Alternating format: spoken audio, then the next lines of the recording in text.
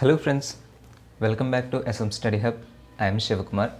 Friends, ఈరోజు ఈ క్లాస్లో మనము ఆర్ఆర్బీ ఎన్టీపీసీ అలాగే గ్రూప్ డీకి సంబంధించినటువంటి జనరల్ అవేర్నెస్ క్లాసెస్లో జనరల్ సైన్స్లో భాగంగా మనము ఫిజిక్స్ నుంచి యూనిట్స్ మెజర్మెంట్స్ అండ్ ఎర్రర్స్ అనేటటువంటి లెసన్ని మనం ఇప్పుడు చెప్పుకుంటున్నాము. సో ఈ లెసన్లో కంప్లీట్గా ఈ టాపిక్ డిస్కస్ చేసుకొని సో తర్వాత ఎటువంటి బిట్స్ మనం ఎక్స్పెక్ట్ చేయొచ్చు అనేటటువంటి ఒక 5 బిట్స్ అనేవి ఈ క్లాస్ చివరిలో చూద్దాము.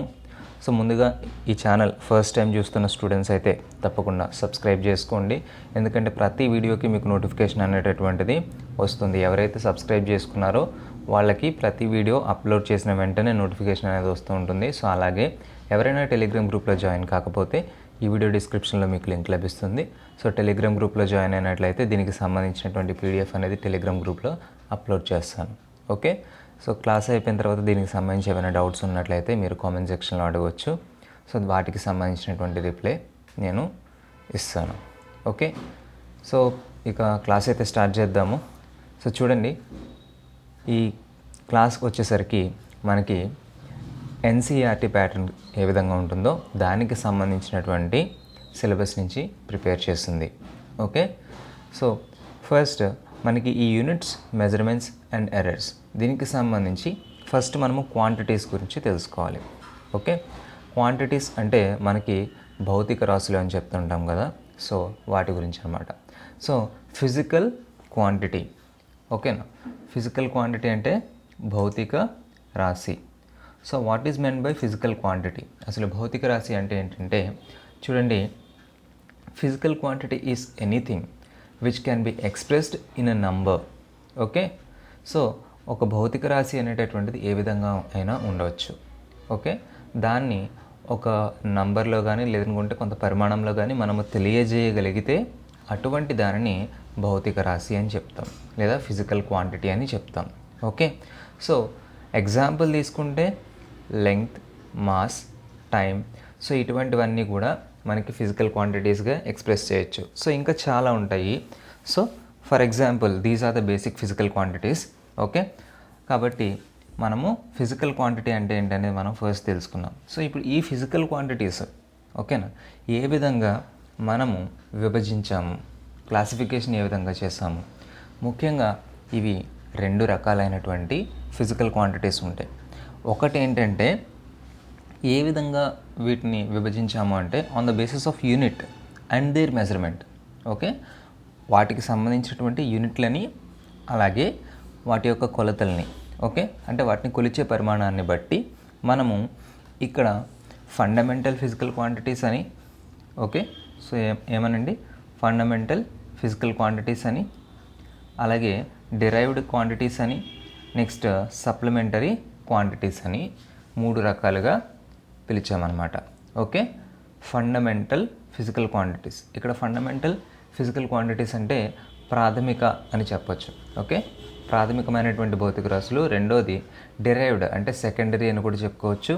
ఓకే, సెకండరీ అంటే ఏదైతే ఫస్ట్ ఉన్నటువంటి ప్రాథమికమైనటువంటి లేదా బేసిక్ ఫిజికల్ క్వాంటిటీస్ లేదా ఫండమెంటల్ ఫిజికల్ క్వాంటిటీస్ ఇవి. ఓకే, సో ఈ ఫండమెంటల్ ఫిజికల్ క్వాంటిటీస్ నుండి డిరైవ్ చేయబడ్డాయి అంటే నిర్మించబడినటువంటివి కాబట్టి వీటిని డిరైవ్డ్ క్వాంటిటీస్ అని. అలాగే సప్లిమెంటరీ ఫిజికల్ క్వాంటిటీస్ అంటే ఈ 2 కేటగిరీస్కి సంబంధించినది కాదనమాట, థర్డ్ కేటగిరీ. దాన్ని ఏమంటామంటే సప్లిమెంటరీ క్వాంటిటీస్ అని చెప్తాం. ఓకే, సో ఈ 3 క్లాసిఫికేషన్స్ దేని మీద బేస్ చేసుకుని చేసాం మనము? Unit and their measurement. Okay, unit అలాగే దానికి సంబంధించినటువంటి మెజర్మెంట్ని బట్టి మనము ఈ విధంగా క్లాసిఫై చేసాం. ఇది ఒక కేటగిరీ, రైట్? సో అర్థమైంది అనుకుంటున్నాను. నెక్స్ట్ సెకండ్ కేటగిరీ చూసినట్లయితే on the basis of direction and their magnitude. Okay, so second కేటగిరీలో ఏ విధంగా అండి, ఒకటి డైరెక్షన్ని బట్టి ఇంకొకటి మ్యాగ్నిట్యూడ్ని బట్టి, అంటే ఈ 2 బేసిక్గా తీసుకొని ఈ రెండింటిని ప్రమాణాలు అంటే దిశ, డైరెక్షన్ అంటే దిశ, మ్యాగ్నిట్యూడ్ అంటే పరిమాణము. సో దిశ మరియు పరిమాణాన్ని బట్టి, దిశ పరిమాణం, మ్యాగ్నిట్యూడ్ అంటే పరిమాణం. సో దిశ పరిమాణం ఈ రెండింటిని బేస్ చేసుకొని ఫిజికల్ క్వాంటిటీస్ని ఏ విధంగా చెప్పాము అంటే స్కేలార్ అని, అలాగే వెక్టార్ అని చెప్పాము. ఓకే, దిశ పరిమాణాలని పెట్టి ఏ విధంగా చెప్తామండి ఫిజికల్ క్వాంటిటీస్ని? ఒకటి స్కేలార్, రెండవది వెక్టార్. అంటే స్కేలార్ అదిశ రాశి, వెక్టార్ సదిశ రాశి. ఓకే, అదిశ రాశి, సదిశ రాశి. ఓకే, సో ఇప్పుడు వీటి గురించి తెలుసుకుందాం ఫస్ట్. ఓకేనా, మనం ఏం తెలుసుకున్నాం? ఫస్ట్ ఫిజికల్ క్వాంటిటీ అంటే ఏంటనేది తెలుసుకున్నాం. ఓకేనా, ఒక భౌతిక రాశి అంటే ఏంటి అని తెలుసుకున్నాము. సో భౌతిక రాశి అంటే ఏంటి? సో అది ఏ విధంగానే ఎగ్జిస్ట్ అయి ఉండొచ్చు. దాన్ని మనము which can be expressed in a number or in a quantity. So ఏ విధంగా మనము దాని యొక్క ఉనికిని మనము ఎక్స్ప్రెస్ చేయగలము, దాన్ని ఏమంటామంటే భౌతిక రాశి లేదా ఫిజికల్ క్వాంటిటీ అంటాము. సో ఈ ఫిజికల్ క్వాంటిటీకి సంబంధించి ఏ విధంగా మనము క్లాసిఫై చేసాము అంటే యూనిట్స్, దానికి సంబంధించిన మెజర్మెంట్స్ని బట్టి మనము ఫండమెంటల్ ఫిజికల్ క్వాంటిటీస్ అని, డెరైవ్డ్ క్వాంటిటీ అని, సప్లిమెంటరీ క్వాంటిటీస్ అని చెప్పాం. అలాగే దీనికి సంబంధించి సెకండ్ కేటగిరీలో దిశ పరిమాణాన్ని బట్టి, అంటే డైరెక్షన్ని, మ్యాగ్నిట్యూడ్ని బట్టి అదిశ రాశి స్కేలార్ అని, సదిశ రాశి వెక్టార్ అని చెప్పాం. సో ఇప్పుడు బేసిక్గా వీటన్నిటి గురించి మనం మాట్లాడుకున్నట్లయితే మనకి ఈ topic units, measurements and errors అనేటటువంటిది కంప్లీట్ అవుతుంది. అంటే బేసిక్ అనమాట. ఓకే, సో ఈ మేజర్ కంటెంట్ ఇప్పుడు మనం చెప్పుకున్నటువంటిది ఏదైతే ఉందో ఇది దీనికి సంబంధించి ఇంపార్టెంట్. ఓకే, సో ఇప్పుడు 1 by 1 మనం చూస్తాం. ఓకే, దానికంటే ముందు ఫస్ట్ కేటగిరీలో మనము on the basis of units and their measurements అని చెప్పాం. అంటే యూనిట్ అంటే ఏంటి, దానికి సంబంధించిన మెజర్మెంట్ అంటే ఏంటి అనేది కూడా మనం ఇప్పుడు తెలుసుకోవాలి. ఓకే, సో ఫస్ట్ యూనిట్ గురించి మాట్లాడదాం. ఓకే, ఫస్ట్ యూనిట్కి సంబంధించి అసలు యూనిట్ అంటే ఏంటనేది చూద్దాం. చూడండి, యూనిట్ అంటే ఏమంటున్నాడు? To measure a physical quantity, a standard value of same physical quantity used, which indicates how many times of standard quantity is used for the whole quantity. Okay, so ఇక్కడ డెఫినేషన్లో ఏం చెప్తున్నాడంటే ఏదైనా ఒక భౌతిక రాశిని కొలవడానికి ఓకే ఒక standard value of same physical quantity, okay ఒక ప్రామాణికమైనటువంటి అదే భౌతిక రాశిని వాడి కొలుస్తాం. అలా ఎన్నిసార్లు కొలిచామనేటటువంటిది దానికి సంబంధించినటువంటి భౌతిక రాశి యొక్క ఎక్స్ప్రెషన్ అవుతుంది. అంటే మనము ఆ భౌతిక రాశి ఎంత ఉంది అనేటటువంటిది మనం ఎక్స్ప్రెస్ చేస్తాం కదా, మనం చెప్తాం కదా. సో ఆ విధంగా దాన్ని ఒక యూనిట్గా చెప్తాం అన్నమాట. ఓకే, ఫర్ ఎగ్జాంపుల్ మనము ఒక స్కేల్ తీసుకున్నాం అనుకోండి. ఫర్ ఎగ్జాంపుల్ లెంగ్త్ గురించే కనుక మనం మాట్లాడుకున్నట్లయితే ఓకే, సో లెంగ్త్ గురించి మనం మాట్లాడుకున్నట్లయితే 1 metre is equals to how many centimetres అనేటటువంటిది తీసుకున్నట్లయితే ఇక్కడ మనకి ఈ మీటర్ అనేటటువంటిది ఈ ఫిజికల్ క్వాంటిటీ అనుకుందాం. ఒక standard value of physical quantity అంటే సెంటీమీటర్స్ అనమాట. ఫర్ ఎగ్జాంపుల్ మీ దగ్గర ఒక క్లాత్ ఉంది, సో దాని యొక్క లెంగ్త్ ఎంత అనేది తెలియదు. మీరు ఏం చేస్తారు, దాన్ని ఫస్ట్ మెజర్ చేస్తాం. ఓకే, సో కొంత లెంగ్త్ ఉన్న క్లాత్ ఉంటే మీ దగ్గర 1 మీటర్ స్కేల్ ఉందనుకోండి. సో 1 మీటర్ స్కేల్ అనేటటువంటిది ఏంటి, 1 మీటర్ స్కేల్ అది మీ దగ్గర ఉన్నటువంటి ఒక స్టాండర్డ్ వాల్యూ ఉన్నటువంటి ఫిజికల్ క్వాంటిటీ అనమాట. ఓకే, సో దీని యొక్క క్వాంటిటీ అంతా 1 మీటర్. సో ఈ 1 మీటర్ తోటి ఈ క్లాత్ని ఎన్నిసార్లు కొలవగలిగితే ఆ క్లాత్ అనేటటువంటిది అన్ని మీటర్స్ పొడవున్నట్టు. ఓకే, సో ఆ విధంగా మనము ఇక్కడ ఒక ప్రామాణికమైనటువంటి ఫిజికల్ క్వాంటిటీ దీన్ని యూజ్ చేసుకొని, అంటే అది లెంగ్త్లో అయి ఉండొచ్చు లేదా వెయిట్లో అయి ఉండొచ్చు, సో ఏ విధంగా అయినా అయి ఉండొచ్చు. సో దాన్ని యూజ్ చేసుకొని మనకి కావలసినటువంటి క్వాంటిటీని కొలుస్తాం కదా. సో ఆ విధంగా ఏదైతే మనం యూజ్ చేస్తున్నామో దాన్ని యూనిట్ అని పిలుస్తాం. ఓకే, సో అర్థమైంది అనుకుంటున్నాను. ఓకేనా, ఒక పెద్ద ఫిజికల్ క్వాంటిటీని లేదనుకుంటే ఒక భౌతిక రాశి, మనకి తెలియని భౌతిక రాశి, దాని యొక్క పరిమాణం ఎంత ఉందో తెలియని భౌతిక రాశిని మనము కొలవడానికి యూజ్ చేసేటటువంటి ఒక నిర్దిష్టమైనటువంటి ప్రామాణికమైనటువంటి భౌతిక రాశి ఫిజికల్ క్వాంటిటీస్. అది లెంగ్త్ అయి ఉండొచ్చు, మాస్లో అయి ఉండొచ్చు, లేదా టైంలో అయి ఉండొచ్చు. Okay, basic physical quantity. So ఆ విధంగా మనము దేన్నైతే యూజ్ చేస్తామో దాన్నే యూనిట్ అని పిలుస్తామన్నమాట. ఓకే, సో ఈ కొలిచే పద్ధతి ఏదైతే ఉందో, ఓకేనా, కొలిచేటటువంటి పద్ధతి ఏదైతే ఉందో దీనినే మెజర్మెంట్ అంటారు. ఓకే, సో ఇప్పుడు మీకు యూనిట్ అలాగే మెజర్మెంట్ అంటే ఏంటి అనేది అర్థమైంది. ఓకే, ఐ థింక్ ఇది మీకు క్లియర్. ఓకే, సో ఇప్పుడు యూనిట్ గురించి తెలుసుకున్నాం, మెజర్మెంట్ గురించి తెలుసుకున్నాం. సో ఇంకేదైనా డౌట్ ఉంటే కామెంట్ సెక్షన్లో ఇంకొకసారి అడగండి, నెక్స్ట్ క్లాస్లో మళ్ళీ చెప్తాను. ఓకే, సో ఇప్పుడు యూనిట్కి సంబంధించి ఫండమెంటల్ యూనిట్ అంటే ఏంటనేది చూద్దాం. ఓకే, యూనిట్ అర్థమైంది. ఫండమెంటల్ యూనిట్ అంటే ఏంటి, డిరైవ్డ్ యూనిట్ అంటే ఏంటి, సప్లిమెంటరీ యూనిట్ అంటే ఏంటి.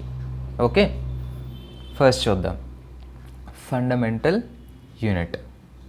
సో చూడండి, the unit of a fundamental physical quantity is called as fundamental unit. Okay, ప్రాథమికమైనటువంటి లేదా బేసిక్ ఫిజికల్ క్వాంటిటీస్ కొన్ని ఉంటాయి. ఓకే, ప్రాథమికమైనటువంటి భౌతిక రాశులు కొన్ని ఉంటాయి. వాటికి సంబంధించినటువంటి యూనిట్స్ ఏవైతే ఉన్నాయో వాటిని ఇక్కడ మనము ఫండమెంటల్ ఫిజికల్ క్వాంటిటీస్ అని చెప్తాము. సో అటువంటి వాటికి సంబంధించిన యూనిట్లనే ఫండమెంటల్ యూనిట్స్ అని చెప్తాం, ప్రాథమికమైనటువంటి యూనిట్లు అని చెప్తామన్నమాట.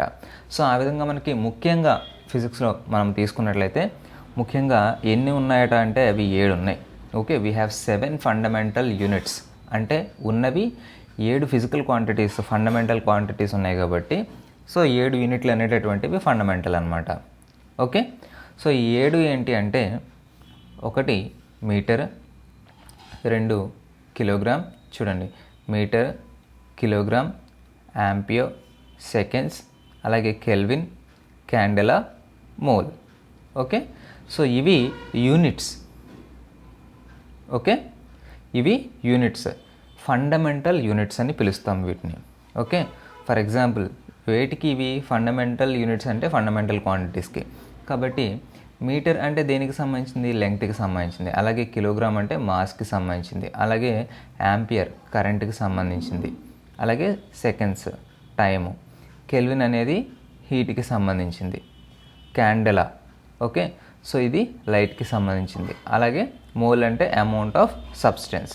Okay, amount of substance. So ఈ విధంగా మనకి ఫండమెంటల్ ఫిజికల్ క్వాంటిటీస్ ఉన్నటువంటి 7ంటికి వచ్చేటటువంటి యూనిట్లనే ఫండమెంటల్ యూనిట్స్, ప్రాథమికమైనటువంటి యూనిట్లు అని చెప్తాము. Okay, next derived units. Okay, next ఏంటండి, డిరైవ్డ్ యూనిట్స్. జాగ్రత్తగా అబ్జర్వ్ చేసినట్లయితే డిరైవ్ చేయడం అంటే ఏంటి, అసలు మనము ఒక దాన్ని యూజ్ చేసుకొని దీన్ని తీసుకురావడం. అంటే బేసిక్గా ఉన్న దానిని వాడుకొని నెక్స్ట్ దానికి సంబంధించినటువంటి ఒక ఎక్స్ప్రెషన్ని మనము తీసుకురావడం. ఓకే, సో ఆ విధంగా ఫర్ ఎగ్జాంపుల్ మీకు ఇంకా క్లియర్గా చెప్పాలనుకుంటే ఎగ్జాంపుల్ చూడండి, ఈజీగా అర్థమవుతుంది. ఏరియా అంటే ఏంటి, మనకి పొడవు ఇంటూ వెడల్పు, పొడవు ఇంటూ వెడల్పు, length into breadth. Okay, so ఈ విధంగా తీసుకున్నట్లయితే ఏరియాలో పొడవు, వెడల్పు. సో ఈ రెండింటికి సంబంధించి ఏంటి, పొడవుని ఏ విధంగా చెప్తాము, ఇది లెంగ్త్ కాబట్టి మీటర్స్లో చెప్తాం. అలాగే ఇక్కడ బ్రెడ్త్ కూడా మీటర్స్లో చెప్పొచ్చు లేదా సెంటీమీటర్స్లో చెప్పొచ్చు, ఎలా అయినా చెప్పొచ్చు. సో ఇక్కడ లెంగ్త్ కాబట్టి ఈ రెండు కూడా పొడవును బేస్ చేసుకుని మాత్రం చెప్తున్నాం కాబట్టి ఇది L² అవుతుంది. ఓకే, L² అవుతుంది. సో ఇది మళ్ళీ మనకి డైమెన్షనల్ ఫార్ములాస్ రాసే దగ్గర మళ్ళీ ఇంకొకసారి చెప్తాను. సో ఇక్కడ ఏంటి, మనము లెంగ్త్ అనేటటువంటి ఫిజికల్ క్వాంటిటీని 2 సార్లు యూజ్ చేసాం. 2 సార్లు యూజ్ చేసి పొడవుకి వెడల్పుకి ఈ రెండింటికి మల్టిప్లికేషన్ చేసి దీన్ని ఏమన్నాము, ఏరియా అన్నాం. ఓకే, వైశాల్యం. ఓకే, ఏరియా అని చెప్తున్నాం. సో ఈ విధంగా ఏరియా గురించి మనము డిరైవ్ చేయొచ్చు. సో ఇప్పుడు ఏమైంది, ఇది బేసిక్ ఫిజికల్ క్వాంటిటీ అంటే లెంగ్త్, కానీ ఏరియాకి వచ్చేసరికి ఏమైంది, లెంగ్త్ని 2 టైమ్స్ యూస్ చేసాం. అలాగే వాల్యూమ్కి సంబంధించి తీసుకున్నట్లయితే ఓకే, నెక్స్ట్ ఉన్నటువంటి వాల్యూమ్. సో ఈ వాల్యూమ్కి సంబంధించి తీసుకున్నట్లయితే ఏమవుతుంది, length into breadth into height. So ఇక్కడ ఏమైంది, లెంగ్త్ అనేటటువంటి ఫిజికల్ క్వాంటిటీని 3 సార్లు యూజ్ చేస్తాం, లెంగ్త్లోను, బ్రెడ్త్లోను, హైట్లోను. ఓకే, పొడవు ఇంటూ వెడల్పు ఇంటూ ఎత్తు. ఓకే, ఈ మూడింటిలో కూడా మనము లెంగ్త్ అనే ఫిజికల్ క్వాంటిటీని యూజ్ చేస్తాం. సో ఇక్కడ లెంగ్త్ అనే ఫిజికల్ క్వాంటిటీని 3 టైమ్స్ యూస్ చేసాం. ఓకే, యూస్ చేసి వాల్యూమ్ అనే ఒక కొత్త ఫిజికల్ క్వాంటిటీ, ఓకే, దీన్ని మనము తీసుకొచ్చామన్నమాట. సో ఈ విధంగా ఏంటంటే బేసిక్గా ఉన్నటువంటి ఫిజికల్ క్వాంటిటీస్, దానికి సంబంధించిన యూనిట్స్ని బట్టి నెక్స్ట్ కొత్త క్వాంటిటీస్కి సంబంధించినటువంటి యూనిట్స్ని మనము ఎక్స్ప్రెస్ చేస్తే దాన్ని ఏమంటామంటే డిరైవ్డ్ యూనిట్ అని చెప్తామన్నమాట.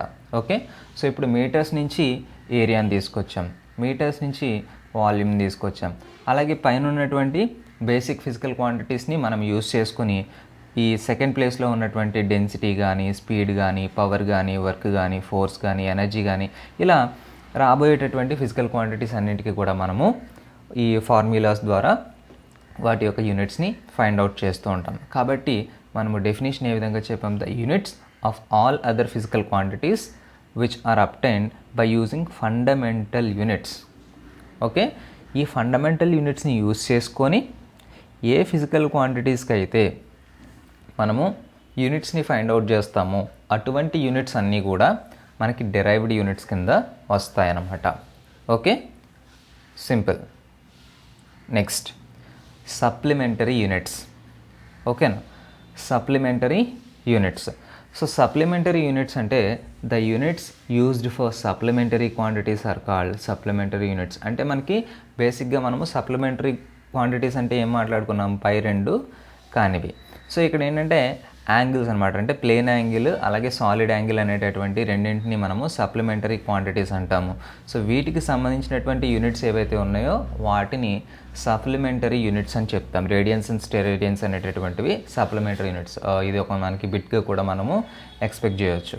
ఓకే, సో ఇది ఫస్ట్ కేటగిరీకి సంబంధించి. ఒకసారి చూడండి, ఫిజికల్ క్వాంటిటీస్కి సంబంధించి on the basis of units and మెజర్మెంట్స్లో ఫండమెంటల్ క్వాంటిటీకి సంబంధించిన యూనిట్ అంటే ఏంటి, డిరైవ్డ్ క్వాంటిటీకి సంబంధించిన యూనిట్ అంటే ఏంటి, సప్లిమెంటరీ క్వాంటిటీకి సంబంధించిన యూనిట్ అంటే ఏంటి అనేది మనం ఇప్పుడు తెలుసుకున్నాం. సో ఇక్కడి వరకు మీకు అర్థమైందని అనుకుంటున్నాను. ఓకేనా, సో అసలు యూనిట్ అంటే ఏంటి, అవి ఏ విధంగా మనం డివైడ్ చేస్తాము, ఫండమెంటల్, డిరైవ్డ్, సప్లిమెంటరీ క్వాంటిటీస్కి సంబంధించిన యూనిట్స్ గురించి మనం ఇప్పుడు డిస్కస్ చేసుకున్నాం. ఓకే, సో నెక్స్ట్ చూసుకున్నట్లయితే మనకి system of units. Okay, system of units అంటే ఈ యూనిట్స్ ఏవైతే ఉన్నాయో వాటిని మనము కంప్లీట్గా ఎక్స్ప్రెస్ చేసే విధానం అన్నమాట. ఓకే, అంటే ఎలా మనము ఈ యూనిట్లని చెబుతాము, ఓకే, దాన్నే ఒక పద్ధతి లేదా ఒక సిస్టమ్ అని చెప్తాం అనమాట. ఓకే, కాబట్టి ఆ complete set of units having both base unit and derived units. Okay, base unit అంటే ప్రాథమికమైనటువంటి యూనిట్, అలాగే డిరైవ్డ్ యూనిట్ అంటే సెకండరీ యూనిట్ అనమాట. సో ఈ రెండింటిని కూడా యూజ్ చేసుకొని మనము ఈ యొక్క క్వాంటిటీస్కి సంబంధించిన దాన్ని ఏ విధంగా డిరైవ్ చేస్తామో దాన్నే మనము సిస్టమ్ ఆఫ్ యూనిట్స్ అని చెప్తాము. ఓకే, సో ఫస్ట్ వచ్చేసరికి లెంగ్త్, సెకండ్ వచ్చేసరికి మాస్, థర్డ్ వచ్చేసరికి టైము. ఈ మూడు క్వాంటిటీస్ కింద తీసుకున్నట్లయితే ఇక్కడ మనకి ముఖ్యంగా తీసుకునేటటువంటివి మూడు రకాలైనటువంటి సిస్టమ్స్. ఒకటి ఎంకేఎస్, ఇంకొకటి సిజిఎస్, ఇంకొకటి FPS. Okay, MKS, CGS, FPS and SI system. SI system అంటే సిస్టమ్ ఆఫ్ ఇంటర్నేషనల్ స్టాండర్డ్స్ అనేటటువంటి దాన్ని మనకి 1960లో ఆమోదించబడింది అనమాట.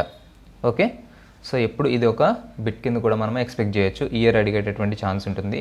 సో జెనీవాలో 1960లో సిస్టమ్ ఆఫ్ ఇంటర్నేషనల్ సిస్టమ్ అనేటటువంటి దాని కింద మనకి ఎస్ఐ యూనిట్స్ అని చెప్పడం జరిగింది. సో ఇది మనకి ఎంకేఎస్ సిస్టమ్కి ఎక్స్టెండెడ్ వర్షన్గా కూడా మనము చెప్పుకోవచ్చు అనమాట. ఓకే, సో కాబట్టి ఎస్ఐ సిస్టంలో మనకి మ్యాక్సిమం ఎంకేఎస్ సిస్టంలో ఉండేటటువంటి యూనిట్స్ అని ఎక్స్ప్రెస్ చేస్తూ ఉంటాం అనమాట. ఓకే, ఓకే, సో ఫస్ట్ ఈ మూడింటిని తీసుకున్నట్లయితే బేసిక్గా ఒక ఎంకేఎస్ సిస్టంలో కనుక మనం చూసినట్లయితే లెంగ్త్ని ఎంకేఎస్ పద్ధతిలో మీటర్స్లో ఎక్స్ప్లెయిన్ చేస్తాం. ఓకే, మీటర్స్లో ఎక్స్ప్రెస్ చేస్తాము. అలాగే మాస్ని కేజెస్లో ఎక్స్ప్రెస్ చేస్తాం, టైంని సెకండ్స్లో ఎక్స్ప్రెస్ చేస్తాం. కాబట్టి metres, kilograms, seconds, MKS. Okay, so ఈ విధంగా మనము దీనికి పేరు ఇవ్వడం జరిగింది. Next CGS system. CGS system అంటే ఇక్కడ లెంగ్త్ అనేటటువంటి ఫిజికల్ క్వాంటిటీ సెంటీమీటర్స్లో చెప్తాం. అలాగే మాస్ అనేటటువంటి ఫిజికల్ క్వాంటిటీ గ్రామ్స్లో చెప్తాం.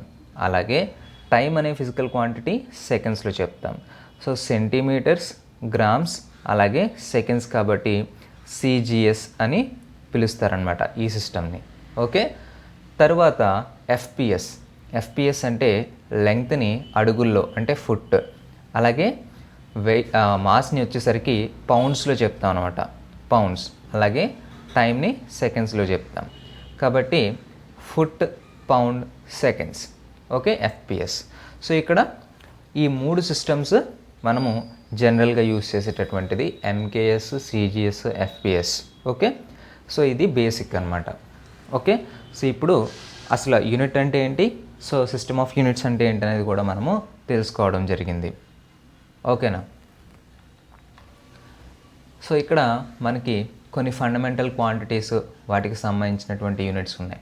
సో ఇక్కడ నుంచి మీకు చెప్పబోతున్నటువంటి టేబుల్స్ అనేటటువంటివి చాలా ఇంపార్టెంట్. సో ఈ టేబుల్స్ నుంచి మనకి ఎప్పుడైనా సరే ఒక బిట్ని మనము ఎక్స్పెక్ట్ చేయొచ్చు. సో ఎందుకంటే ఇందులో మనకి బేసిక్ క్వాంటిటీస్ ఉంటాయి. మనకి యాక్చువల్గా ప్రీవియస్ పేపర్స్ చూసుకున్న దానికి యూనిట్స్ అండ్ మెజర్మెంట్స్ నుంచి వచ్చేసరికి ఏదైనా ఒక ఫిజికల్ క్వాంటిటీ ఇచ్చి దానికి సంబంధించినటువంటి యూనిట్స్ ఏంటి అని మ్యాక్సిమం మీకు బేసిక్ యూనిట్స్ అనేది ఇవ్వడం తక్కువ, డిరైవ్డ్ యూనిట్స్ ఇస్తారు. ఓకే, డిరైవ్డ్ యూనిట్స్ ఇచ్చి దానికి సంబంధించినటువంటి ఈ ఫిజికల్ క్వాంటిటీస్ ఇచ్చి వాటి యొక్క యూనిట్స్ని ఫైండ్ అవుట్ చేయమంటారు. లేదనుకుంటే dimensional formula, okay, dimensional formulas ఇచ్చి అది దేనికి సంబంధించింది అని అడగచ్చు.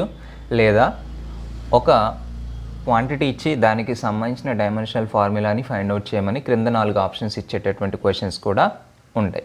ఓకే, కాబట్టి చూడండి, ఫస్ట్ మనము ఫండమెంటల్ క్వాంటిటీస్ గురించి మాట్లాడుకున్నాం కదా. Fundamental quantities. సో ఏంటా ఫండమెంటల్ క్వాంటిటీస్? బేసిక్గా ఫస్ట్ 7 ఫండమెంటల్ క్వాంటిటీస్ ఉంటాయని చెప్పుకున్నాం కదా. సో లెంగ్త్కి సంబంధించి మీటర్. ఓకే, మీటర్ని ఎలా ఎక్స్ప్రెస్ చేస్తాము? ఎంలో రాస్తాం, క్యాపిటల్ ఎంలో. ఓకే, నెక్స్ట్ మాస్ వచ్చేసరికి కిలోగ్రామ్. ఓకే, దీన్ని కేజీ అని రిప్రజెంట్ చేస్తాం. నెక్స్ట్ టైంని సెకండ్స్లో ఎక్స్ప్రెస్ చేస్తాము, ఎస్తో డినోట్ చేస్తాం. నెక్స్ట్ ఎలక్ట్రిక్ కరెంట్ని యాంప్స్లో చెప్తాం. యాంప్స్ అంటే యాంపియర్స్, కరెంట్ను యాంపియర్స్లో చెప్తాం. సో తెలుగు మీడియంలో కూడా ఇలాగే ఉంటుంది. సో డిఫరెన్స్ ఏమి ఉండదు, పదాలు ఇంతే, సింబల్స్ కూడా ఇంతే. Okay, so length, mass, time. Mass అంటే ద్రవ్యరాశి,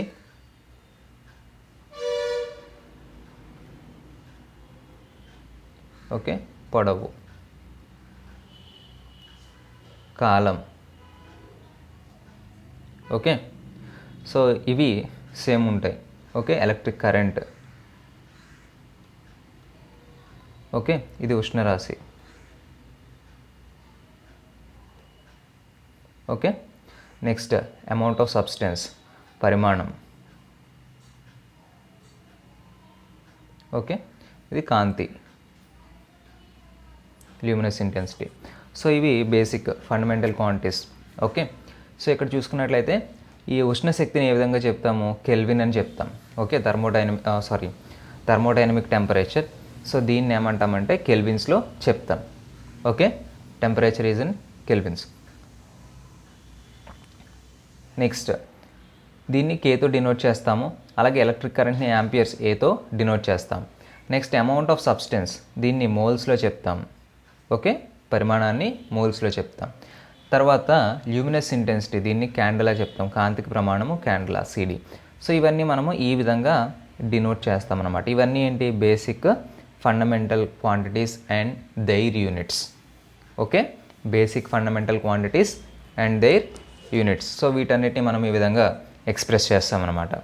ఓకే, తర్వాత మనకి ఈ ఫండమెంటల్ క్వాంటిటీస్ సంబంధించినటువంటి డెరైవ్డ్ క్వాంటిటీస్ గురించి చెప్పుకుంటాం. అలాగే సప్లిమెంటరీ క్వాంటిటీస్ గురించి ఆల్రెడీ కొన్ని మాట్లాడుకున్నాం ఇందాక.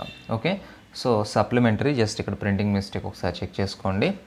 Okay, so just wait.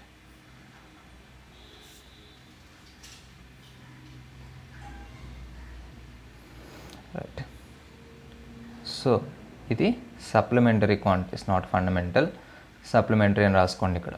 Okay, so plane angle అలాగే సాలిడ్ యాంగిల్. ఓకే, సో వీటికి సంబంధించి రేడియన్స్, స్టెరేడియన్స్ అనేటటువంటి యూనిట్స్ ఉంటాయి. ఇవి units: plane angle, radians, solid angle, steradians. Okay, వీటికి ఆర్ఏడి, రేడియన్స్ని ఆర్ఏడి అని, స్టెరేడియన్స్ని ఎస్ఆర్ అని డినోట్ చేస్తాం. ఈ విధంగా వీటిని మనం ఎక్స్ప్రెస్ చేస్తాము, గుర్తుపెట్టుకోండి. ఓకే, సో ఈ మెటీరియల్ మీకు ఆల్రెడీ టెలిగ్రామ్ గ్రూప్లో పోస్ట్ చేస్తాను. సో ఎవరెవరైతే గ్రూప్లో ఉన్నారో సో మీరందరూ డౌన్లోడ్ చేసుకోవచ్చు. సో అలాగే కొత్త వాళ్ళు ఎవరైతే క్లాసెస్ చూస్తున్నారో ఇప్పుడు, సో మీరు తప్పకుండా ఫస్ట్ టెలిగ్రామ్ గ్రూప్లో కూడా జాయిన్ కండి. మీకు ప్రతి అప్డేట్, ఓకే, క్లాస్కి సంబంధించిన అప్డేట్స్ కానీ అలాగే వీటికి సంబంధించిన పీడిఎఫ్లు కానీ, సో ఇవన్నీ కూడా నేను అక్కడ మీకు పోస్ట్ చేస్తుంటాను. నెక్స్ట్ మనకి ఈ డిరైవ్డ్ యూనిట్స్ గురించి మాట్లాడదాం. ఓకే, డిరైవ్డ్ యూనిట్స్ గురించి అసలు వీటికి సంబంధించి చూసుకున్నట్లయితే, ఈ డిరైవ్డ్ యూనిట్స్ గురించి మాట్లాడుకున్నట్లయితే ఫస్ట్ చూడండి, ఏరియా. రెక్టాంగిల్కి సంబంధించిన ఏరియా అయితే ఏ విధంగా మనం ఎక్స్ప్రెస్ చేస్తాము, అలాగే స్క్వేర్కి సంబంధించిన ఏరియాని ఏ విధంగా ఎక్స్ప్రెస్ చేస్తాము. ఎందుకంటే ఏరియాస్ అనేటటువంటివి depends upon the shape of the item.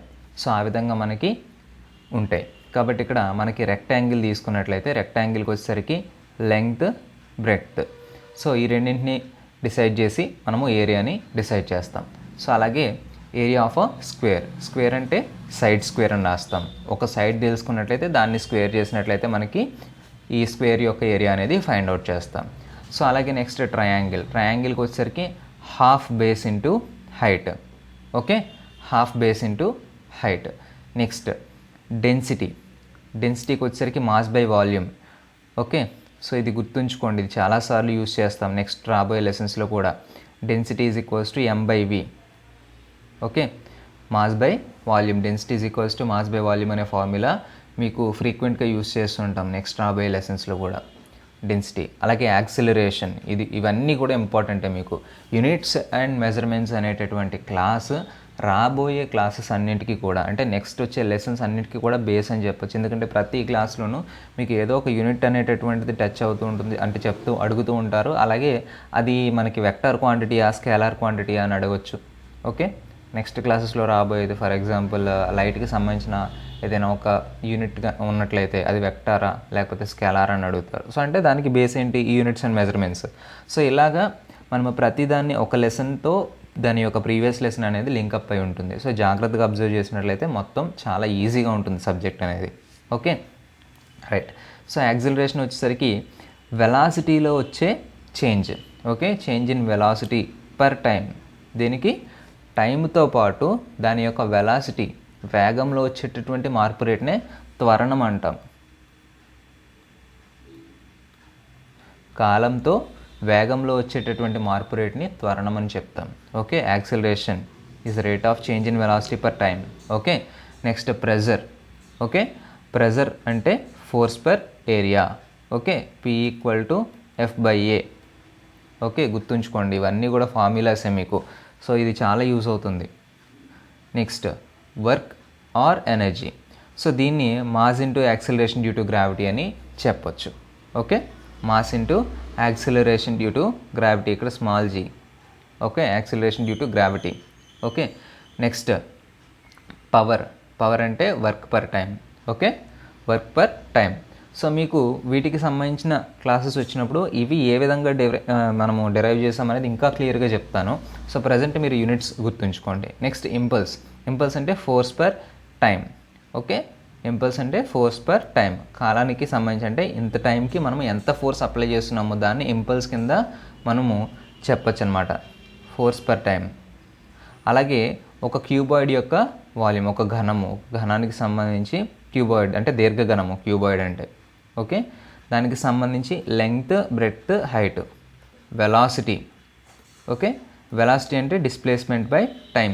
So చూడండి, ఇక్కడ వెలాసిటీని యూస్ చేసి యాక్సిలరేషన్కి సంబంధించినటువంటి దాన్ని మనం ఫైండ్ అవుట్ చేస్తాం యాక్సిలరేషన్కి సంబంధించి. ఎందుకంటే change in velocity per time, అంటే వెలాసిటీ గురించి తెలిస్తేనే కదా దాని యొక్క చేంజ్ టైంతో ఏ విధంగా చేంజ్ అవుతుంది అనేది తెలుసుకుంటాం. సో ఆ విధంగా తెలుసుకుంటే దాన్ని ఏమన్నాం, యాక్సిలరేషన్ అన్నాం. అంటే యాక్సిలరేషన్ తెలియాలంటే ఫస్ట్ వెలాసిటీ తెలియాలి, వెలాసిటీ తెలియాలంటే ఏం తెలియాలి, డిస్ప్లేస్మెంట్ అంటే ఏంటో తెలియాలి ఫస్ట్. ఓకే, సో ఈ విధంగా 1 by 1 మనకి లింకప్ ఉంటుందన్నమాట. ఓకే, డిస్ప్లేస్మెంట్ పర్ టైంని వెలాసిటీ అని చెప్తాం. నెక్స్ట్ ఫోర్స్ అంటే mass into acceleration. Okay, force అంటే మాస్ ఇంటూ యాక్సెలరేషన్. మాస్ అంటే ద్రవ్యరాశి, అలాగే యాక్సెలరేషన్ గురించి మనం ఆల్రెడీ మాట్లాడుకున్నాం. ద్రవ్యరాశి బై త్వరణం అంటే ఫోర్స్. సో ఒక దాని మీద ఒకటి డిపెండ్ అవుతూ ఉంటుందన్నమాట. ఇక్కడ ఒక ఫిజికల్ క్వాంటిటీకి సంబంధించింది మనకి కావాలంటే అది ప్రీవియస్ దానికి సంబంధించినటువంటి ఫిజికల్ క్వాంటిటీ మీద బేస్ అయి ఉంటుంది. సో అందువల్లే వీటిని ఏమన్నా మనము derived quantities or derived units అని చెప్పాము. ఓకే, నెక్స్ట్ లీనియర్ మూమెంటంకి వచ్చేసరికి mass into mass into velocity. అలాగే మ్యాగ్నెటిక్ ఫీల్డ్కి వచ్చేసరికి force by electric current into displacement. Okay, so ఇవన్నీ ఒకసారి మీరు జాగ్రత్తగా అబ్జర్వ్ చేయండి అండ్ ఈ ఫార్ములాస్ మర్చిపోవద్దు, నేర్చుకోండి, డెఫినెట్గా నేర్చుకోండి. మీకు ఈ క్లాస్కి కాదు, సో రాబోయే క్లాసెస్కి చాలా చాలా ఉపయోగపడతాయి. మీకు ప్రాబ్లమ్స్ సాల్వ్ చేయడానికి కూడా ఉపయోగపడతాయి. సో మనము ప్రాబ్లమ్స్ని కూడా ఎక్స్పెక్ట్ చేయొచ్చు. ఓకే, ఫిజిక్స్కి సంబంధించి ప్రాబ్లమ్స్ని కూడా ఎక్స్పెక్ట్ చేయొచ్చు. సో ఎటువంటి ప్రాబ్లమ్స్ ఉంటాయనేది కూడా మనకి ప్రీవియస్ పేపర్స్కి సంబంధించినటువంటివి ఒకసారి రిఫర్ చేసినట్లయితే మీకు తెలుస్తుంది. ఓకే, నెక్స్ట్ చూడండి, ఇక్కడ కొన్ని సింబల్స్ అలాగే వాటికి సంబంధించినటువంటి ప్రిఫిక్స్లు, సో దాన్ని ఏ విధంగా రిప్రజెంట్ చేస్తామనేటటువంటిది 10 పవర్స్లో ఇవ్వడం జరిగింది. సో ఇది చాలా ఈజీ, మీరు బేసిక్గా గుర్తుపెట్టుకోవచ్చు. సో ఒకసారి చెప్తాను, జాగ్రత్తగా ఈ టేబుల్ వినండి. సో జస్ట్ ఒకసారి వినంటే మీకు ఈజీగా గుర్తుంటుంది. Okay, so 10 power 1, okay, డెకా. So ఇక్కడి నుంచి స్టార్ట్ చేద్దాం. 10 పవర్ 1 డెకా అంటే 10 అనే దాన్ని మనము డెకా అని పిలుస్తాం. సో డెసి అంటే 10 పవర్ -1. Okay, 10 power -1. సో దీన్ని మనము డెసి అని రిప్రజెంట్ చేస్తాం. అలాగే 10 స్క్వేర్ అంటే హెక్టో అని చెప్పుకున్నాం కదా.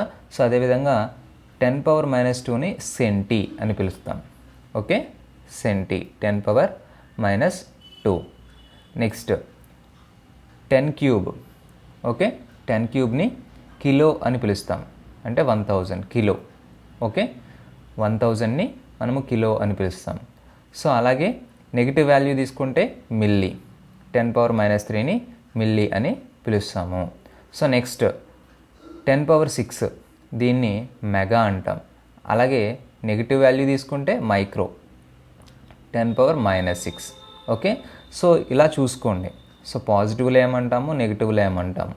సో ఈ రెండు చూసుకున్నట్లయితే మీకు డిఫరెన్స్ అనేది తెలుస్తుంది. ఓకే, సో ఇంకా చూసినట్లయితే 10 పవర్ 9 అంటే గిగా వాల్యూ. ఓకే, గిగా అంటే 10 పవర్ 9. అలాగే టెరా అంటే 10 పవర్ 12. ఓకే, పెటా అంటే 10 పవర్ 15. ఎక్సా 10 పవర్ 18. జెట్టా 10 పవర్ 21. అలాగే యోటా అంటే 10 పవర్ 24. సో ఈ విధంగానే నెగిటివ్ వాల్యూస్ కూడా మీకు నానో అంటే 10 పవర్ 9. సో ఈ విధంగా ఫాలో అవుతాయి అన్నమాట. ఓకే, సో మీకు మ్యాక్సిమం ఈ పెటా వరకు చదివినట్లయితే సరిపోతుంది. ఓకే, నానో దగ్గర నుంచి పెటా వరకు. ఓకే, సో ఇక్కడ వరకు అయితే మీకు మ్యాక్సిమం అడిగేటటువంటి ఛాన్సెస్ ఉంటాయి. సో మిగిలినవి చాలా రేర్ కేసెస్లో అడుగుతాడు. ఓకే, సో ఇవి ఎప్పుడైనా 1-2 బిట్స్ అనేవి ప్రీవియస్ పేపర్స్లో చూసినటువంటివి. ఓకే, సో ఇది కూడా గుర్తుంచుకోండి. నెక్స్ట్, సో మనము ఫిజికల్ క్వాంటిటీస్ గురించి మాట్లాడుకున్నాము. అలాగే మరి ఈ ఫిజికల్ క్వాంటిటీస్లో బేసిక్గా మనము ఈ ఫండమెంటల్ క్వాంటిటీ గురించి, డిరైవ్డ్ క్వాంటిటీ గురించి, సప్లిమెంటరీ క్వాంటిటీ గురించి చెప్పుకున్నాం. మరి scalars, vectors, scalar quantity, vector quantity గురించి చూసినట్లయితే అసలు స్కేలార్ అంటే ఏంటి, వెక్టార్ అంటే ఏంటి అనేది చూసినట్లయితే మ్యాగ్నిట్యూడ్ మాత్రమే ఉండి డైరెక్షన్ అనేటటువంటి ఉండదు. సో అటువంటి దాన్ని మనము స్కేలార్ క్వాంటిటీ అంటాం. ఓకే, సో అలాగే వెక్టార్ అంటే బోత్ మ్యాగ్నిట్యూడ్ అండ్ డైరెక్షన్, అంటే దిశా పరిమాణం రెండు ఉన్నటువంటి భౌతిక రాశిని ఏమంటాము అంటే మనం ఇక్కడ వెక్టార్ క్వాంటిటీ అంటాం. సో అందుకనే ఇక్కడ మనం ఏమని చెప్తామంటే స్కేలార్ క్వాంటిటీని అదిశ రాశి అని చెప్తాం. చూడండి, స్కేలార్ క్వాంటిటీని అదిశ రాశి. అదిశ అంటే దిశ లేని రాశి. ఓకే, డైరెక్షన్ ఉండదన్నమాట. అలాగే వెక్టర్ క్వాంటిటీ అంటే సదిశ రాశి. సదిశ రాశి అంటే డైరెక్షన్ కూడా ఉంది. ఓకే, సో ఇప్పుడు ఫర్ ఎగ్జాంపుల్ టైంని చెప్తాం. సో టైంకి సంబంధించి చూసుకున్నట్లయితే టైంని మనము సెకండ్స్లో ఎక్స్ప్రెస్ చేస్తాం. ఓకే, సెకండ్స్లోను, మినిట్స్లోను, అవర్స్లోను ఇలాగ ఎక్స్ప్లెయిన్ చేస్తాం కాలం. ఓకే, సో మరి దీనికి ఒక డైరెక్షన్ ఉంటుందా? ఉండదు. టైం అనేది so for example 2 PM, 6 AM, 7 PM, 5:30, 6:20. So ఈ విధంగా మనము టైంని ఎక్స్ప్రెస్ చేస్తున్నాం. సో ఎలా ఎక్స్ప్రెస్ చేస్తున్నాము? సమ్ ఫిజికల్ క్వాంటిటీలో చెప్తున్నాం. అంటే మనకి అక్కడ దాని యొక్క పరిమాణం తెలుస్తుంది. ఓకే, మ్యాగ్నిట్యూడ్ చెప్తున్నాం, బట్ దానికి ఏమైనా డైరెక్షన్ ఉందా టైంకి? లేదు. కాబట్టి ఇది స్కేలార్ క్వాంటిటీ అవుతుంది. సో అలా కాకుండా మనకి డైరెక్షన్ కావాలి. ఫర్ ఎగ్జాంపుల్ ఫోర్స్ తీసుకున్నాం. ఫోర్స్ తీసుకుంటే సో ఈ విధంగా ఒక బాక్స్ ఉంది. సో ఈ ఫోర్స్కి సంబంధించి ఇలా మనం పుష్ చేస్తున్నామని చెప్పొచ్చు, లేదా పైనుంచి ఫోర్స్ యాక్ట్ చేస్తుందని కానీ, లేదనుకుంటే ఇటు నుంచి యాక్ట్ చేస్తుంది కానీ మనం చెప్తాం. సో అంటే ఫోర్స్కి ఒక డైరెక్షన్ ఉంటుంది. ఓకే, సో ఏదో ఒక వైపు నుంచి ఒక వైపుకి ఫోర్స్ అనేది యాక్ట్ చేస్తుంది. ఓకే, సో ఈ విధంగా యాక్ట్ చేస్తున్నప్పుడు ఎంత ఫోర్స్ యాక్ట్ చేస్తుంది అనేది మనము ఫైండ్ అవుట్ చేసి చెప్పగలం. అలాగే ఏ వైపుగా ఫోర్స్ యాక్ట్ చేస్తుంది అనేది కూడా మనం చెప్తాం. అంటే ఇక్కడ మ్యాగ్నిట్యూడ్ ఉంది, డైరెక్షన్ ఉంది. సో దీన్ని ఏమంటాము?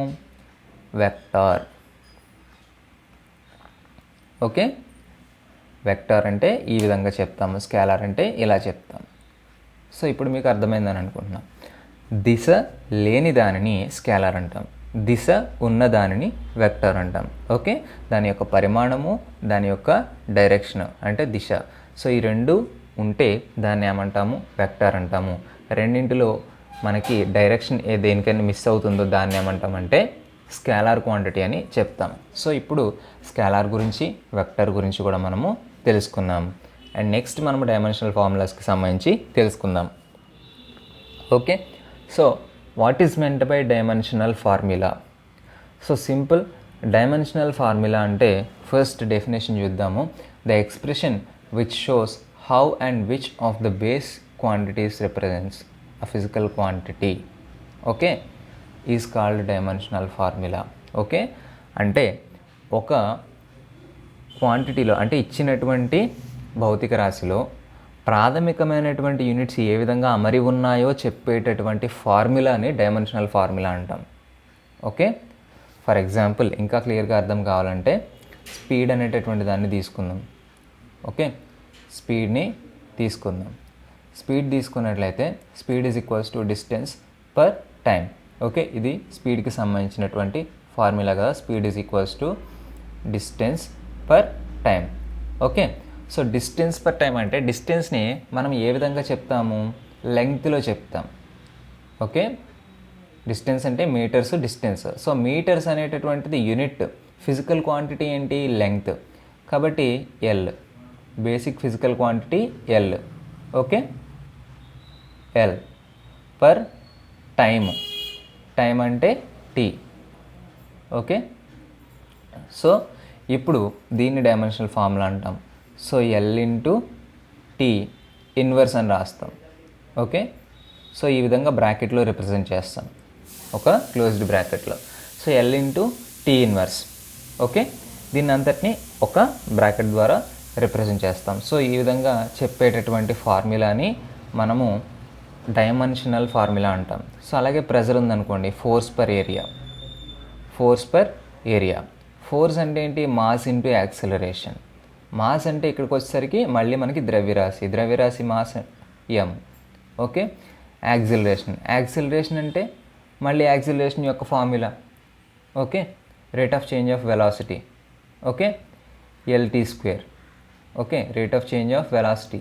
ఓకే, ఎల్టీ స్క్వేర్ అవుతుంది. Okay, by area. ఏరియా అంటే మళ్ళీ L square. Okay, L square అవుతుంది. సో ఇప్పుడు చూడండి, సో దీన్ని మనం ఎలాబరేట్ చేసుకుంటూ ఈ విధంగా లెటర్స్లో రిప్రజెంట్ చేసుకుంటూ వెళ్తే mass into acceleration into area. So ఈ విధంగా రాస్తామన్నమాట. అంటే ఒకే లైన్లో రాస్తాము. సో ఏదైతే కింద హారంలో ఉందో దాన్ని తీసుకొచ్చి పైన రాసేటప్పుడు ఇన్వర్స్ ఫామ్లో రాస్తాం అనమాట. సో ఈ విధంగా మనము డైమెన్షనల్ ఫార్ములాస్ ఎక్స్ప్రెస్ చేస్తాం. డైమెన్షనల్ ఫార్ములా అంటే సింపుల్, ఏదైనా ఒక ఫిజికల్ క్వాంటిటీలో ఎటువంటి బేస్ క్వాంటిటీస్ ఎలా అమరి ఉన్నాయని చెప్పే విధానాన్ని డైమెన్షనల్ ఫార్ములా అంటాము. ఈ డైమెన్షనల్ ఫార్ములా రాయడం చాలా చాలా ఈజీ అండ్ ఇంపార్టెంట్ కూడా. చూడండి, మీకు కింద ఉన్న టేబుల్ అబ్జర్వ్ చేసినట్లయితే ఇంకా క్లియర్గా అర్థమవుతుంది. ఏరియా తీసుకున్నాడు. ఏరియా అంటే ఏంటి? Length into breadth. Okay, so అర్థమైంది కదా, లెంగ్త్ ఇంటూ బ్రెడ్త్ అనేది ఏరియాకి సంబంధించింది. ఓకే, సో ఇప్పుడు లెంగ్త్కి ఫండమెంటల్ యూనిట్ ఎల్గా రిప్రజెంట్ చేస్తున్నాము. అలాగే బ్రెడ్త్ని కూడా మీటర్స్లో ఎక్స్ప్రెస్ చేస్తాం కాబట్టి దాన్ని కూడా ఎల్తో రిప్రజెంట్ చేస్తాం. ఇప్పుడు ఎల్ ఇంటూ ఎల్, ఓకే, అంటే ఎల్ స్క్వేర్ కదా, ఎల్ స్క్వేర్. సో మరి ఒక డైమెన్షనల్ ఫార్ములాలో ఉండవలసినవి మాస్, లెంగ్త్, టైము. సో ఈ మూడు ఉంటాయి. సో మాస్ క్వాంటిటీస్ ఏమైనా ఉన్నాయా? లేవు, కాబట్టి m⁻0. ఓకే, టైం క్వాంటిటీస్ ఏమైనా ఉన్నాయా? లేవు, కాబట్టి t⁻0. లెంగ్త్ క్వాంటిటీ ఉన్నాయి. ఎన్ని ఉన్నాయి? 2, కాబట్టి l². ఓకే, సో ఇప్పుడు దీని యొక్క dimensional formula m⁻0, l⁻2, t⁻0. Okay, so ఈ విధంగా చెప్పచ్చు. సో l² అనేటటువంటిది ఏరియాకి సంబంధించింది. అలాగే వాల్యూమ్కి వచ్చేసరికి ఏమవుతుంది? లెంగ్త్ అనే క్వాంటిటీసే హైట్ కన్సిడర్ చేస్తాం కాబట్టి 3 వస్తాయి. ఓకే, కాబట్టి l³. అలాగే m⁻0, t⁻0, so l³. So ఈ విధంగా m⁻0, t⁻0, l³ అనేది రాస్తామన్నమాట. సో అలాగే వెలాసిటీకి వచ్చేసరికి లెంగ్త్ పర్ టైం. ఓకే, అంటే డిస్ప్లేస్మెంట్ కదా, డిస్ప్లేస్మెంట్ని లెంగ్త్లో చెప్తాము, టైంని టీలో రిప్రజెంట్ చేస్తాం. సో ఇది క్రింద ఉంది, హారంలో ఉంది కాబట్టి ఓకే, దీన్ని తీసుకొచ్చి మనం పైకి రాసేటప్పుడు ఇన్వర్స్ ఫామ్లో రాస్తాం. l⁻1 into t⁻−1. Mass quantity లేదు కాబట్టి m⁻0 రాస్తాం. సో ఇలాగా సింపుల్గా మనము డైమెన్షనల్ ఫార్ములాస్ అనేవి రాయొచ్చు. సో ఈ డైమెన్షనల్ ఫార్ములా రాయాలి అంటే మీకు తెలియవలసింది బేసిక్ క్వాంటిటీస్కి సంబంధించినటువంటివి, అలాగే డిరైవ్డ్ క్వాంటిటీస్ సంబంధించినటువంటివి ఫార్ములాస్ తెలియాలి. ఓకే, ఫర్ ఎగ్జాంపుల్ యాక్సిలరేషన్కి సంబంధించి మీరు డైమెన్షనల్ ఫార్ములా రాయాలి అంటే వెలాసిటీ గురించి తెలిసి ఉండాలి. ఎందుకంటే వెలాసిటీ పర్ టైం అనేటటువంటిది యాక్సిలరేషన్ కదా. సో వెలాసిటీకి సంబంధించిన డైమెన్షనల్ ఫార్ములా రాస్తే సో అప్పుడు దానికి టైంని మనము యూస్ చేసుకొని వెలాసిటీ పర్ టైం, సో దానికి మనము డైమెన్షనల్ ఫార్ములా రాస్తే అది యాక్సిలరేషన్కి సంబంధించిన డైమెన్షనల్ ఫార్ములా అనమాట. So simple. సో ఇలా మనము ఒక బేసిక్ స్ట్రక్చర్ నుంచి ఫాలో అయినట్లయితే చాలా చాలా ఈజీగా మనము డైమెన్షనల్ ఫార్ములాస్ కూడా రాయొచ్చు. సో ఈ టేబుల్ అనేది మీకు చాలా యూజ్ అవుతుంది, జాగ్రత్తగా ఒకసారి అబ్జర్వ్ చేయండి. సో ఇది డైమెన్షనల్ క్వాంటిటీస్ గురించి. ఓకే, ఇక నెక్స్ట్ డైమెన్షన్ లెస్ క్వాంటిటీస్ గురించి మాట్లాడదాం. Okay, dimensionless quantities. So what is meant by dimensionless quantities? చూడండి, so the physical quantities which have 0 dimensions are called dimensionless quantities. Okay, so అంటే మనము దానికి ఒక డైమెన్షన్ అంటే ఇంత ఉంది అని మనం పర్టికులర్గా ఒక వాల్యూని సెట్ చేయలేమన్నమాట. సో అటువంటి దాన్ని ఏమంటామంటే డైమెన్షన్లెస్ క్వాంటిటీస్ అని చెప్తాం. సో అటువంటివే యాంగిల్స్ అనమాట, అంటే సాలిడ్ యాంగిల్, అలాగే so poisons ratio, specific gravity, density, relative density, ఇటువంటివి అనమాట. ఇవి మీరు గుర్తుంచుకోండి, బిట్స్లో అడిగేటటువంటి ఛాన్స్ ఉంటుంది. Which of the following is dimensionless quantity, క్రింది వాటిలో డైమెన్షన్లెస్ క్వాంటిటీస్ ఏవి అని అడిగేటటువంటి ఛాన్సెస్ ఉంటాయి. సో జాగ్రత్తగా మీరు ఒకసారి అబ్జర్వ్ చేసి చూడండి. Solid angle, relative density, specific gravity, poisons ratio, so ఇవన్నీ కూడా మనకి డైమెన్షన్లెస్ క్వాంటిటీస్కి వస్తాయి. సో ఒకసారి వీటిని అబ్జర్వ్ చేయండి. ఓకే, సో అలాగే ఈ డైమెన్షన్స్ వల్ల యూస్ ఏంటి మరి అంటే, మనము ఏదైనా ఒక ఈక్వేషన్ ఉన్నట్లయితే అది కరెక్ట్గా హోమోజీనియస్ ఈక్వేషనా కాదా అని చెక్ చేయడానికి వీలుంటుంది. ఓకే, పర్ఫెక్టా కాదా, కరెక్ట్గా ఉందా లేదా అనేటటువంటి దాన్ని వెరిఫై చేయడానికి, అలాగే రెండు ఫిజికల్ క్వాంటిటీస్ యొక్క మధ్య ఉండేటటువంటి సంబంధాన్ని, అంటే ఈ క్వాంటిటీకి ఆ క్వాంటిటీకి ఉన్నటువంటి రిలేషన్ ఏంటి, సో దానికి దీనికి ఉన్నటువంటి వేరియేషన్ ఏంటి అనేది క్లియర్గా అర్థం చేసుకోవడానికి ఈ డైమెన్షన్స్ అనేవి యూజ్ అవుతాయి. అలాగే ఒక ఫిజికల్ క్వాంటిటీకి సంబంధించిన యూనిట్స్ నుంచి వేరే దానికి సంబంధించి మనం కన్వర్ట్ చేయడానికి కూడా ఈజీ అవుతుందన్నమాట. సో ఇలాగా మనకి దీనికి సంబంధించినటువంటి యూసెస్ అనేవి ఉంటాయన్నమాట డైమెన్షన్స్ ద్వారా. ఓకే, సో ఇప్పటి వరకు మనం నేర్చుకున్నది ఏంటంటే, సో అసలు ఫిజికల్ క్వాంటిటీ అంటే ఏంటి, ఫిజికల్ క్వాంటిటీస్ ఏ విధంగా డిఫైన్ చేస్తాము, సో అలాగే ఫిజికల్ క్వాంటిటీస్లో ఏ టైప్స్ ఉన్నాయి, ఫండమెంటల్ అంటే ఏంటి, డెరైవ్డ్ క్వాంటిటీస్ అంటే ఏంటి, అలాగే సప్లిమెంటరీ అంటే ఏంటి, సో వీటి గురించి, అలాగే స్కేలార్ అంటే ఏంటి, వెక్టర్ అంటే ఏంటి, అలాగే డైమెన్షనల్ ఫార్ములాస్ అంటే ఏంటి, యూనిట్స్ ఏంటి, మెజర్మెంట్స్ ఏంటి, ఇవన్నీ కూడా ఇప్పటివరకు మనం తెలుసుకున్నాం. సో ఫైనల్గా మనం తెలుసుకోవాల్సింది ఎర్రర్స్ గురించి. ఓకే, దోషాలు. ఓకే, ఎర్రర్స్ అంటే మెజర్మెంట్లో వచ్చే ఎర్రర్స్. దేనికి సంబంధించినవి ఇవి? మెజర్మెంట్లో వచ్చే ఎర్రర్స్ గురించి మనం ఇప్పుడు డిస్కస్ చేస్తామన్నమాట. చాలా సింపుల్ చిన్న టాపిక్ అండి. Okay, no problem. So errors గురించి ఇప్పుడు మనము మాట్లాడదాం. So error in measurement, what is mean by error, దోషము. సో అసలు ఎర్రర్ అనేది ఎందుకు వస్తుంది? Either observer fault or instrument fault. ఈ రెండింటిలో ఏదో ఒకటి అయితే తప్ప ఎర్రర్ అనేది రాదు. ఎందుకంటే ఇన్స్ట్రుమెంట్ సరైన ఇన్స్ట్రుమెంట్ ఉండి, అలాగే అబ్జర్వర్ కూడా పర్ఫెక్ట్గా ఎక్స్పెరిమెంట్ చేసినట్లయితే ఎర్రర్ ఎందుకు వస్తుంది? రాదు. బట్ ఎర్రర్ వచ్చిందంటే ఈ రెండింటిలో ఏదో ఒక కారణము అయి ఉంటుంది. కాబట్టి సో ఈ ఎర్రర్ని ఏ విధంగా మనము డిఫైన్ చేయొచ్చు అంటే, the difference in between the true value to the measured value of a quantity. Okay, దానికి ఉన్నటువంటి ట్రూ వాల్యూ అంటే యాక్చువల్గా మనకి రావాల్సిన వాల్యూనే ట్రూ వాల్యూ అంటాం. ఒక ఎక్స్పెరిమెంట్ చేసినప్పుడు మనకి రావాల్సినటువంటి actual value is a true value, but practical value measure value అనమాట. ఆ ఎక్స్పెరిమెంట్ చేసిన తర్వాత వచ్చినటువంటి వాల్యూనే practical value or measured value అని చెప్తాము. సో ఇప్పుడు ఈ రెండింటి మధ్య ఉండే డిఫరెన్స్నే దోషము లేదా ఎర్రర్ అని చెప్తాం అనమాట ఒక క్వాంటిటీకి సంబంధించి. Okay, differences in between true value to the measured value is known as error. Okay, so simple. ఇప్పుడు దీన్ని 2 టైప్స్లో మనము డివైడ్ చేసినట్లయితే, ఒకటి సిస్టమాటిక్ ఎర్రర్, ఇంకొకటి random error. Okay, systematic error and random error. Systematic error అంటే ఇన్స్ట్రుమెంటల్ ఎర్రర్స్ అని చెప్పొచ్చు, లేదా పర్సనల్ ఎర్రర్ అని చెప్పొచ్చు. అంటే ఫర్ ఎగ్జాంపుల్, మీరు ఒక స్కేల్తో క్లాత్ని కొలిచినప్పుడు ఆ స్కేల్కి సంబంధించి సరైనటువంటి నొటేషన్ లేకపోయినా, లేదనుకుంటే దాని మ్యానుఫ్యాక్చరింగ్ కరెక్ట్గా లేక కొంచెం తప్పుగా దాన్ని డిజైన్ చేసిన చిన్న డిఫెక్ట్ తోటి, సో దానివల్ల ఏమవుతుంది, అది ఒక మెజరింగ్ ఇన్స్ట్రుమెంట్ కాబట్టి దానితో మనము చేసేటటువంటి ప్రతి మెజర్మెంట్ రాంగ్ అవుతుంది.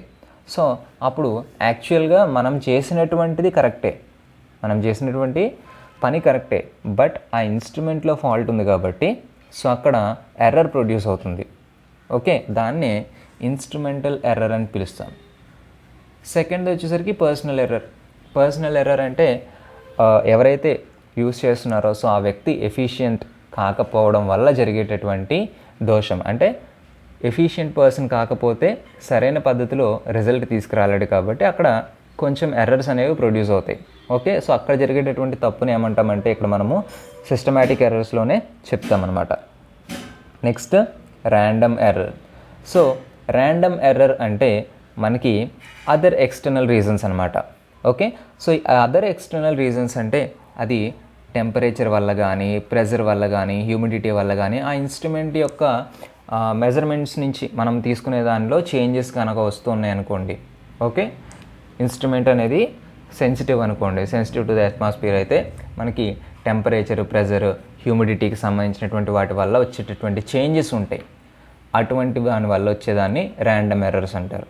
Okay, so errors are 2 types. ఒకటి ఇన్స్ట్రుమెంటల్ ఎర్రర్స్ అని లేదా పర్సనల్ ఎర్రర్స్ అని, వాటిని సిస్టమాటిక్ ఎర్రర్ అని చెప్తాము.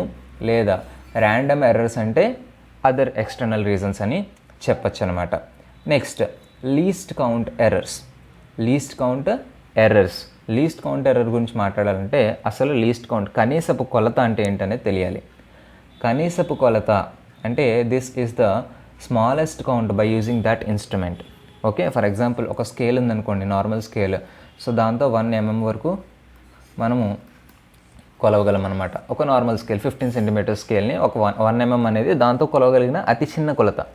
అలాగే ఏ ఇన్స్ట్రుమెంట్ యూజ్ చేసి మనము కొలవగలిగేటటువంటి చిన్న కొలత ఏదైతే ఉంటుందో దాన్నే లీస్ట్ కౌంట్, కనీసపు కొలత అని చెప్తాం అనమాట.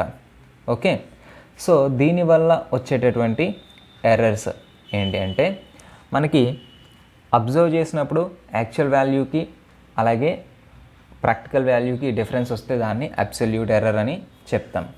ఓకే, సింపుల్, పైన చెప్పినవే ఇంకొక రకంగా ఇక్కడ డిఫైన్ చేస్తున్నాం అంతే. అబ్జల్యూట్ ఎర్రర్ అంటే true value to the practical value, ఆ రెండింటికి మధ్య ఉన్న డిఫరెన్స్ని అబ్జల్యూట్ ఎర్రర్ అని. అలాగే మీన్ అబ్జల్యూట్ ఎర్రర్ అంటే some of the absolute errors in each observation by number of observations. ఎందుకంటే మీన్ అంటే మీకు మధ్యగతం అంటే తెలుసుకున్న mean is in the sense total number of observations, some of events by number of events ఉంటుంది కదా. So ఆ ఫార్ములాని base చేసుకుని some of the absolute errors in each observation by number of observations, దీన్ని ఏమంటామంటే మీన్ అబ్సల్యూట్ ఎర్రర్ అని చెప్తాం. ఇంకొకటి relative error అంటే ఈ రెండింటి మధ్య ఉండేటటువంటి రేషియో అనమాట. మీన్ అబ్సల్యూట్ ఎర్రర్కి మీన్ వాల్యూకి ఉండేటటువంటి దాన్ని రిలేటివ్ ఎర్రర్ అని కానీ పర్సంటేజ్ ఎర్రర్ అని కానీ చెప్తాం అనమాట. సో ఇవి మనకి ఈ ఎర్రర్స్కి సంబంధించినటువంటి ముఖ్యమైనటువంటి పాయింట్స్ అనమాట. సో ఇది మనకి కంప్లీట్గా యూనిట్స్, మెజర్మెంట్స్ అండ్ ఎర్రర్స్ అనేటటువంటి కాన్సెప్ట్. ఓకే, సో మనకి ఇక్కడితోటి ఈ టాపిక్ అనేటటువంటిది కంప్లీట్ అయింది. సో దీనికి సంబంధించి ఏమైనా డౌట్స్ ఉన్నట్లయితే కామెంట్ సెక్షన్లో అడగండి. నెక్స్ట్ క్లాస్లో ఏదైతే మీకు డౌట్ ఉందో దాని గురించి ఇంకొకసారి రిపీట్ చేస్తాను. సో అలాగే కొన్ని ఎంసీక్యూస్ ఉన్నాయండి ఇక్కడ. సో ఈ ఎంసీక్యూస్కి మీరు ఆన్సర్ చేయాలి.